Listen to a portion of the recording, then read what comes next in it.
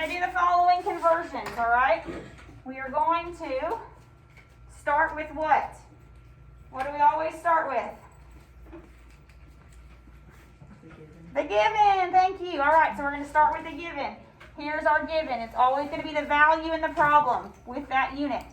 So we're going to start with our given, 10.5 grams. Set up your conversion line. All right, so we have grams on top. If we want to cancel grams, because we're trying to get to kilograms. So if I want to cancel grams, where does grams need to go next? The bottom. On the bottom, thank you. What's going to go on the top? Kilograms. And yes, I can do that in one step because I have a gram, the base, in my conversion. Okay? Remember I said you always have to have a base unit. Now the next step, we put a 1 with the largest unit. What's larger here, a kilogram or a gram? Kilogram. 1 with the largest. Please always remember that step. I know it says 1,000 with our kilos, so a lot of people want to plug in 1,000. But remember, a kilogram's big. So we have to have a lot of grams to fit in 1 kilogram. Okay? So what conversion factor will we plug in here from our chart? Look at your K. 1,000. Okay, so we have 1,000 grams in 1 kilogram. Everyone good? Okay. Now we multiply across the top. Divide by the bottom. You should get 0.0105. What's our unit going to be? Kilogram. Keep in mind, how many sig figs did I start with? 3. So my answer should have how many sig figs? 3. All right. Conversion factors don't count because they're just a number. They're not a measurement. Our sig figs come from our measurement, our measured value. So we have how many sig figs here? 3. So we're good.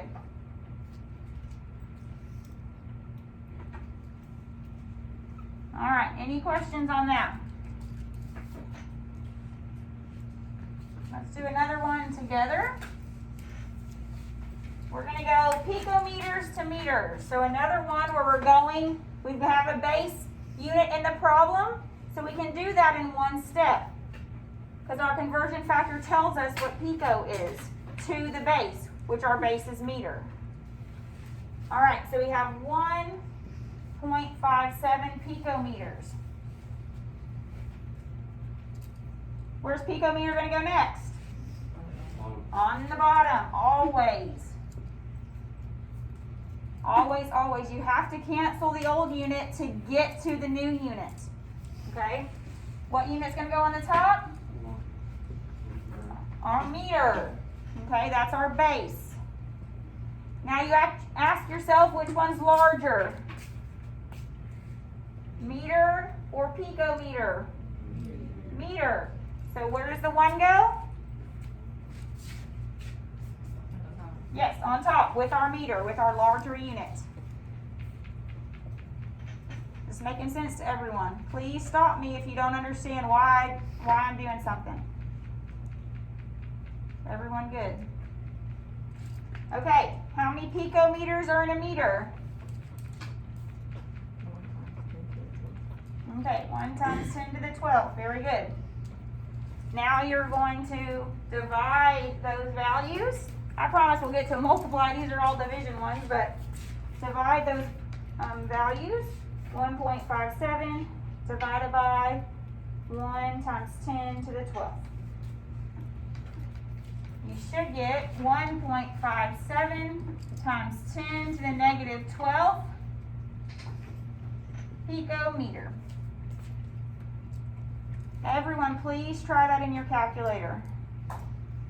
What I would encourage you, if you have this kind of calculator and you're trying to do exponents, I highly recommend, you see this little EE button? There's above the x times x to the negative first. You see that little EE written in there? That means exponent.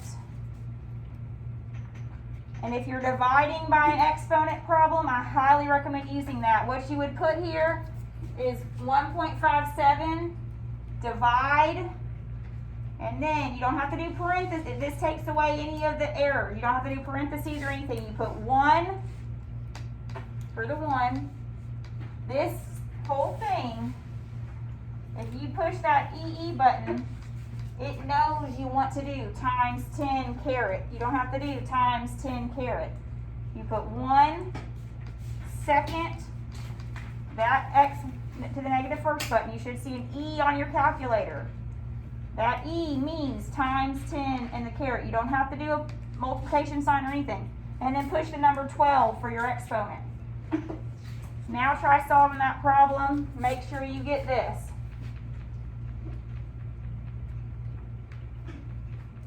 Once you get used to using that, I promise you will have a lot less calculator errors. You don't have to worry about parentheses and carets and times and tens and all that. Just push that E button. If you don't have that type of calculator, later I'll walk around and show you where your exponent button is. Did anyone not find it or not get this correct answer or exponent whenever you did this problem? Okay.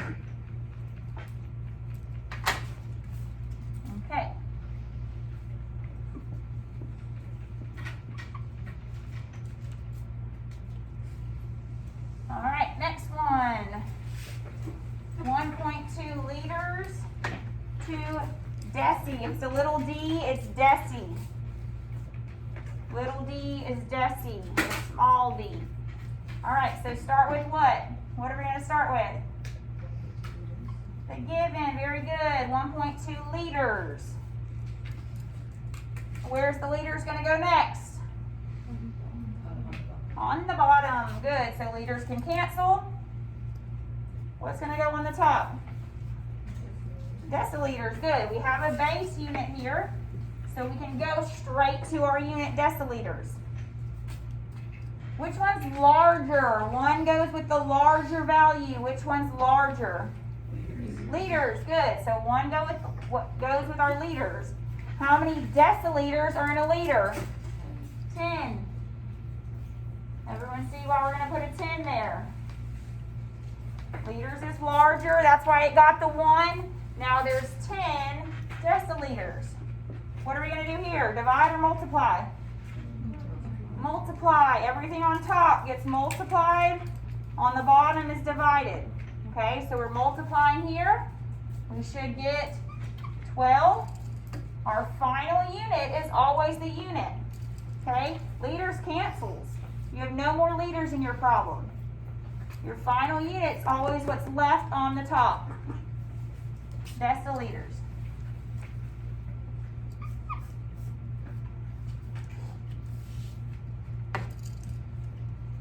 Any questions on that? Now look at this next problem. We're going to go 78.3 centijoules to kilojoules. How does this problem look different than the other 3 problems that we've done? The base unit's not in either the given or the answer, right? Okay, so now this is what I was talking about. We have to stop at the base unit. We have to go from centijoules to joules because that 100 centi is only in terms of the base. It's not saying that there's 100 centijoules in a kilojoule. Okay? Y'all with me? This is very important not to mess this step because if you do, then you'll never get the right answer. You have to stop at the base. Use the conversion factor from centi to get to the base. Then you can go from the base to the next unit. Okay, so anytime the base is not in the given or the answer, you have to do 2 steps. You'll never do more than 2 steps on these problems, okay? It's either 1 step if the base is in the problem or the answer, or 2 steps if it's not. So let's do this together. What are we always going to start with? are given. Very good. So we have 78.3 centijoules. All right, now we have centijoules on the top. Where's centijoules going to go next? On the bottom. What's going to go on the top? What do you think? Joules. Very good. We got to stop at the base. No kilojoules. If I put kilojoules, I don't know the right conversion factors to get me there. I only know to get to the base. All right, so what's going to happen to our centijoules here? They cancel. We're dividing by them. They cancel out. All right, what's bigger? Joule or centijoule? Joules. So we get 1 with our joules. How many centijoules are in a joule? 100. Very good. 100. So 100 centijoules. Can we stop? Nope, because we want to get to kilo. Okay? So we set up another conversion factor, just like what we've done. It's the same steps repeated over and over again. However, now we're at joules. So what unit do I need to put on the bottom next? Joules, so that it cancels. And now I can put my kilojoules on the top, because that's a base unit here in this factor now. All right, so where's my 1 going to go? Joules or kilojoules? Kilojoules. Kilojoules is larger. It's farther to the left. It always gets the 1. How many joules are in a kilojoule? 1,000. Okay, so remember, these ones are a little different. 1,000. That's my kilo. Okay, so 1,000 here. Okay, multiply across the top. Now, anytime you see a number on the bottom, you're going to push divide. Then divide again. Okay, these are all just a bunch of divisions. Divide, divide, divide. So we have 78.3 on the top. Divided by 100. Divided by 1,000. Try it in your calculator. Make sure you get the right exponent. You should get 7.83 times 10 to the -4th kilojoules. If your calculator spits it out as 0.000783, well, you know how to do scientific notation now after Thursday to put it into scientific notation.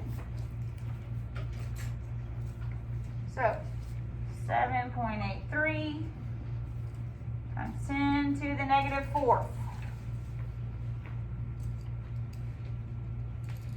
Any questions on that one?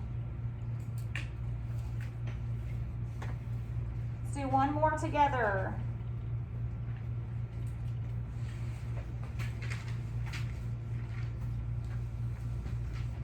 All right, we have 323 millijoules. And I hope you figured out by now it really doesn't matter what our base unit is, right? As long as you know it's a base, joule, okay? All the conversions are going to be the same, no matter what the base or what the base unit you are is using, okay? The prefix is really what matters.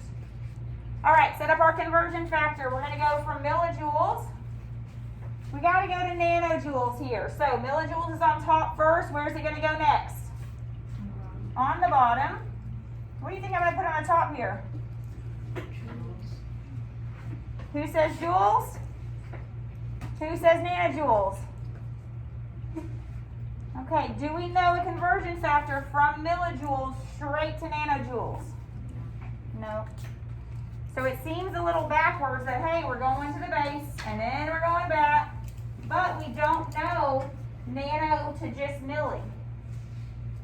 If you want to figure that out, then sure do it. You can do it in one step. I highly encourage just to do as we always do, okay? Because we know those conversions in terms of the base.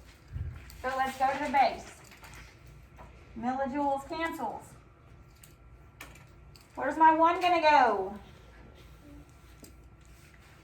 Joules or millijoules? With our joules, it's larger. How many millijoules is in a joule? 1,000. Everyone agree?